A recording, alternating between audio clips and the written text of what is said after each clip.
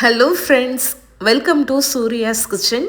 இன்றைக்கி இந்த வீடியோவில் முருகருக்கு உகந்த பிரசாதம் ரெசிபியான திருப்பாகம் ஸ்வீட் எப்படி செய்கிறதுன்னு தாங்க பார்க்க போகிறோம். ரொம்ப ஈஸியாக 10 நிமிஷத்தில் செஞ்சிடலாம். இப்போ இது எப்படி செய்கிறதுன்னு பார்க்கலாம். இதுக்கு முதல்ல அடுப்பில் ஒரு பேன் வச்சுக்கோங்க. இதில் 1 கப் கடலை மாவு சேர்த்துக்கோங்க. கடலை மாவு நல்லா சலிச்சுட்டு எடுத்துக்கோங்க. இது 50 கிராம் மாவு இருக்கும். இப்போ இந்த மாவை அடுப்பை மீடியம் ஃப்ளேமில் வச்சு நல்ல வாசனை வர வரைக்கும் வறுத்துக்கோங்க. மாவு நிறம் மாறக்கூடாது, ஆனால் நல்லா வறுபட்டிருக்கணும். இப்போ பாருங்கள், இந்த மாதிரி மாவை நல்லா வறுத்தெடுத்துக்கலாம். மீடியம் ஃப்ளேம்லேயே வச்சு வறுத்துக்கோங்க. மாவு நல்லா வறுப்பட்டதுக்கு அப்புறமா அப்படியே பேனில் விட வேண்டாம், வேறொரு தட்டில் மாற்றி வச்சுருங்க. இப்போ அடுத்ததாக நம்ம எந்த கப்பில் மாவு எடுத்தோமோ அதே கப்பில் 1 கப் முந்திரி பருப்பு எடுத்துக்கோங்க. இதை ஒரு ஈரம் இல்லாத மிக்சி ஜாரில் சேர்த்துக்கோங்க. சேர்த்துட்டு நல்லா நைஸான பவுடராக அரைச்சி எடுத்துக்கோங்க. உங்களுக்கு அந்த ஸ்வீட்டில் முந்திரி பருப்பு சாப்பிடும்போது வாயில் கடிப்பணுன்னா கொஞ்சம் கொரப்பாக அரைச்சி எடுத்துக்கோங்க. முந்திரி பருப்பு நல்லா நைஸாக அரைக்கணும் அப்படின்னா நீங்கள் கொஞ்சம் நேரம் ஃப்ரீசரில் வச்சுட்டு அதுக்கப்புறமா அரைச்சிங்கன்னா இந்த மாதிரி நல்லா பவுடராக அரைப்பட்டு வந்துடும்.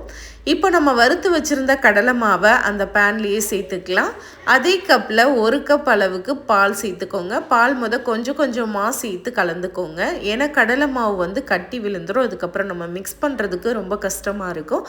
கொஞ்சம் கொஞ்சமாக பாலை சேர்த்து நல்லா கட்டி இல்லாமல் கலந்துக்கோங்க. அதுக்கப்புறமா மறுபடியும் 1 கப் பால் சேர்த்துக்கோங்க. மொத்தமாக நம்ம 2 கப் பால் சேர்த்துருக்கோம் 1 கப் கடலை மாவுக்கு. இப்போ பால் சேர்த்து நல்லா கட்டி இல்லாமல் கலந்து எடுத்துடலாம். இப்போ நல்லா கலந்தாச்சு பாருங்கள். இப்போ இதில் 1 கப் சர்க்கரை சேர்த்துக்கலாம். 2 கப் பால், 1 கப் சர்க்கரை, 1 கப் கடலை மாவு எடுத்துருக்கோம். இப்போ சர்க்கரையும் சேர்த்து நல்லா கலந்து விட்டதுக்கப்புறமா அடுப்பு ஆன் பண்ணிக்கோங்க. ஆன் பண்ணிவிட்டு நல்லா கைவிடாமல் கலந்து விடுங்க. கட்டி இல்லாத மாதிரி நல்லா மிக்ஸ் பண்ணி எடுத்துக்கோங்க. இப்போ அப்படியே அந்த பாலில் மாவு நல்லா வெந்து வந்துடும். இந்த மாதிரி ஒரு அல்வா பதத்துக்கு வெந்து வந்ததுக்கப்புறமா இதில் 1 சிட்டிகை உப்பு சேர்த்துக்கோங்க. கூடவே ஒரு 1/4 டீஸ்பூன் ஏலக்காய் தூள் சேர்த்துக்கோங்க. 1 டீஸ்பூன் நெய் சேர்த்துட்டு இதை நல்லா மிக்ஸ் பண்ணுங்கள். இப்போ இந்த பேனில் இருந்து நல்லா ஒட்டாமல் இது நல்லா திரண்டு வரணும். அது வரைக்கும் நம்ம நல்லா கலந்து விட்டுட்டே இருக்கணும். அடுப்பை மீடியம் ஃப்ளேம்லேயே வச்சுக்கோங்க. இந்த ரெசிபிக்கு மொத்தமாகவே 2 டேபிள் ஸ்பூன் நெய் இருந்தால் போதும்.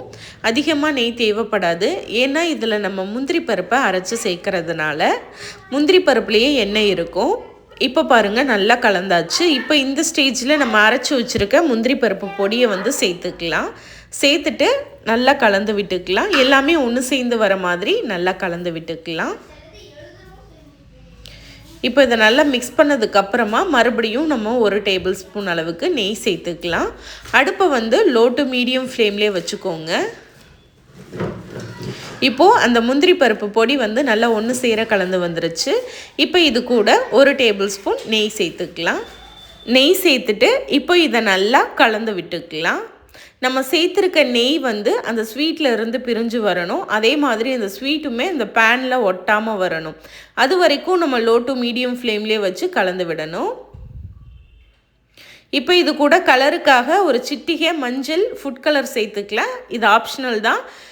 விருப்பம்னா சேர்த்துக்கோங்க. இல்லைன்னா உங்களுக்கு அந்த கலரே போதும்னா நீங்கள் கலர் சேர்க்க வேண்டாம், விட்டுறலாம். இப்போ பாருங்கள், இது நல்லா நம்ம ஒரு 2 நிமிஷம் மிக்ஸ் பண்ணியிருக்கோம். இப்போது நம்ம சேர்த்துருக்க அந்த நெய் கசிஞ்சு வருது பாருங்கள். அதே மாதிரி பேன்லேயும் ஒட்டாமல் வருது. இதுதான் கரெக்டான பதம். இந்த பதத்தில் அடுப்பை ஆஃப் பண்ணிக்கோங்க. இப்போ அவ்வளோதான், சூப்பராக நல்ல டேஸ்டியான ஒரு திருப்பாகம் ஸ்வீட் ரெடி ஆயிருச்சு. இது சாப்பிட்றதுக்கு அப்படியே நம்ம மைசூர் பாக்கும் பால்கோவாவும் சேர்ந்து சாப்பிட்டா எப்படி இருக்குமோ அந்த மாதிரி ஒரு டேஸ்ட்டில் இருக்கும். ரொம்ப ரொம்ப டேஸ்ட்டாக இருக்கும். கண்டிப்பாக ட்ரை பண்ணி பாருங்கள்.